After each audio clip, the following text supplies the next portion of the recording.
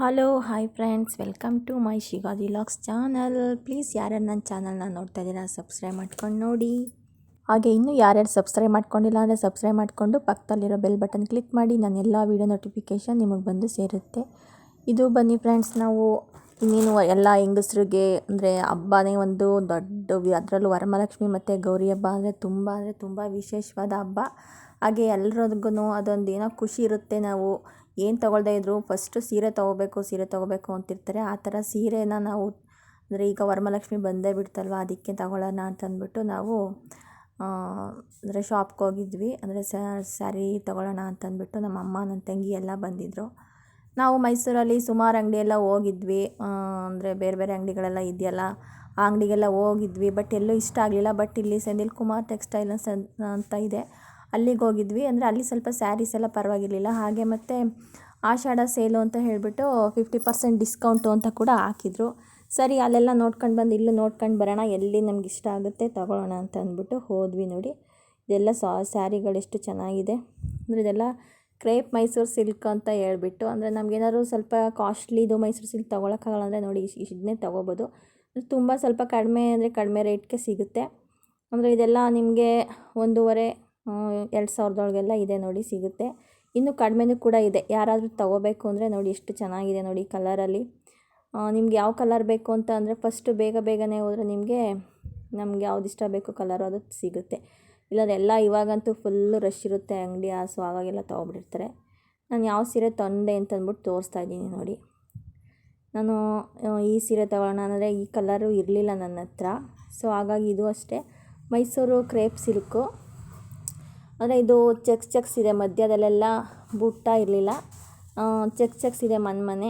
ಇದು ಅಂದರೆ ಇದು ಡಾರ್ಕ್ ಬ್ಲೂ ಕಲರ್ ಅಂತ ಹೇಳ್ತಾರಲ್ಲ, ಆ ಕಲರ್ ಇದು ನೋಡಿ. ಗ್ರೀನ್ ಬಾರ್ಡ್ರ್ ಇದೆ, ಎಷ್ಟು ಚೆನ್ನಾಗಿದೆ. ಶೈನಿಂಗ್ ಅಂತೂ ತುಂಬ ಚೆನ್ನಾಗಿದೆ. ನೀವು ಬಟ್ಟೆನೂ ಅಷ್ಟೇ ತುಂಬ ಸಾಫ್ಟ್ ಥರ ಇದೆ. ನಂದು ಈ ಥರ ಪ್ಯಾಟ್ರನಲ್ಲಿ ಇರಲಿಲ್ಲ ಅಂತಂದ್ಬಿಟ್ಟು ಇದೇ ತಗೊಳ್ಳೋಣ. ಮತ್ತು ಹೆವಿ ವೆಯ್ಟು ಕೂಡ ಇದೆ. ಹಾಗೆ ನನಗೆ ಕಾಟನ್ ಸೀರೆಗಳು ಅಂದರೆ ತುಂಬ ಇಷ್ಟ, ಸೊ ಹಾಗಾಗಿ ನೋಡಿ ಇದೊಂದು ಕಾಟನ್ ಸೀರೆ ತೊಗೊಂಡೆ. ಇದು ಅಷ್ಟೇ ನಿಮಗೆ ತುಂಬ ಕಡಿಮೆ ಬೆಲೆಯಲ್ಲೇ ಸಿಗುತ್ತೆ ನಿಮಗೆ ಕಾಟನ್ ಸೀರೆಗಳೆಲ್ಲ ಅಲ್ಲಿ. ಯಾರಾದರೂ ಹೋಗಿ ತೊಗೋಬೇಕು ಅಂತ ಇದ್ದರೆ ಹೋಗಿ ತೊಗೊಳ್ಳಿ. ಇದು ಮೆಂತ್ಯದ ಕಲರು, ತುಂಬ ಚೆನ್ನಾಗಿದೆ ಸೀರೆ. ಸೊ ಹಾಗಾಗಿ ಆಮೇಲೆ ಮತ್ತೆ ಇನ್ನೊಂದು ಕಾಟನ್ ಸೀರೆ ತೊಗೊಂಡಿದ್ದೀನಿ ನೋಡಿ. ಇದು light sky blue colour, border ಇಷ್ಟ ಆಯಿತು ನನಗೆ, ತುಂಬ ಡಾರ್ಕ್ ಬ್ಲೂ ಕಲರಲ್ಲಿ ಬಂದಿದೆ ನೋಡಿ. ಇದು ಪಲ್ಲು, ಇದು ಒಳಗಡೆ ಎಲ್ಲ ಇದೇ ಥರನೇ ಬಂದಿದೆ. ಆಫ್ ಆ್ಯಂಡ್ ಆಫ್ ಸ್ಯಾರಿ ಇರುತ್ತಲ್ಲ ಆ ಥರ ಇದೆ. ಸೊ ಅದು ಬ್ಲೂ ಕಲರ್ ಬ್ಲೌಸ್ ಪೀಸ್ ಬಂದಿದೆ. ನಾನು ಬ್ಲೌಸು ಅಂದರೆ ಇದು ಕಟ್ ಮಾಡಿಬಿಟ್ಟು ನಮ್ಮ ಅಮ್ಮಂಗೆ ಹೊಲಿಯೋದಕ್ಕೆ ಅಂದ್ಬಿಟ್ಟು ಕೊಟ್ಬಿಟ್ಟೆ.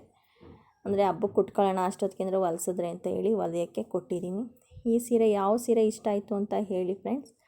ನನಗಂತೂ ಇದರಲ್ಲಿ ಈ ನೇವಿ ಬ್ಲೂ ಕಲರ್ಗಿಂತ ಈ ಲೈಟ್ ಕಲರೇ ತುಂಬ ಇಷ್ಟ ಆಯಿತು ಸೀರೆ ನೋಡಿ. ಈ 3 ಕಲರಲ್ಲೇ ನಿಮಗೂ ಯಾವುದಾದ್ರೂ ಇಷ್ಟ ಆದರೆ ನೋಡಿ ಫ್ರೆಂಡ್ಸ್. ಯಾರು ತೊಗೋಬೇಕು ಸೀರೆನ ಅಂದರೆ ವರಮಹಾಲಕ್ಷ್ಮಿ ಅಥವಾ ಗೌರಿ ಹಬ್ಬಕ್ಕೆ ತೊಗೋಬೇಕು ಅಂದರೆ ಒಂದು ಸಲ ಆಗಿ ವಿಸಿಟ್ ಮಾಡಿ ನೋಡಿ, ನಿಮಗೂ ಕೂಡ ತುಂಬಾ ಇಷ್ಟ ಆಗುತ್ತೆ ಸೀರೆ.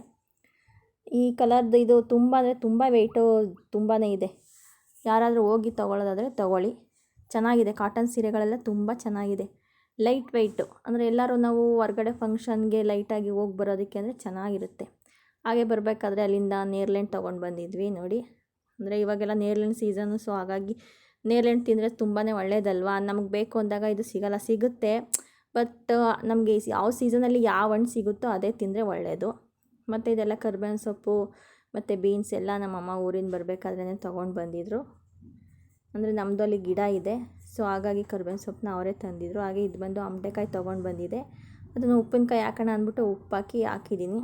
ಇದು ಆಮಟೆಕಾಯಿ ಬಂದು 1/4 kgನೇ ಎಷ್ಟು 150 ರೂಪಾಯಿ ಅಂತ ಹೇಳಿದ್ರು. ಅದಕ್ಕೆ ಆಮಟೆಕಾಯಿ ಉಪ್ಪಿನಕಾಯಿನ ತುಂಬ ಇಷ್ಟ. ಬಟ್ ಇಲ್ಲಿ ಮೈಸೂರು ಕಡೆ ಜಾಸ್ತಿ ಅದು ಸಿಗೋಲ್ಲ. ಏನಿರೋದು ಮಡಿಕೇರಿ ಆಮೇಲೆ ಚಂದ್ರಪಟ್ಟಣ ಹಾಸನ ಸೈಡು ತುಂಬ ಸಿಗುತ್ತೆ. ಹಾಗಾಗಿ ಅಲ್ಲಿ ತೊಗೊಂಡು ಬಂದರೆ ಚೆನ್ನಾಗಿರುತ್ತೆ.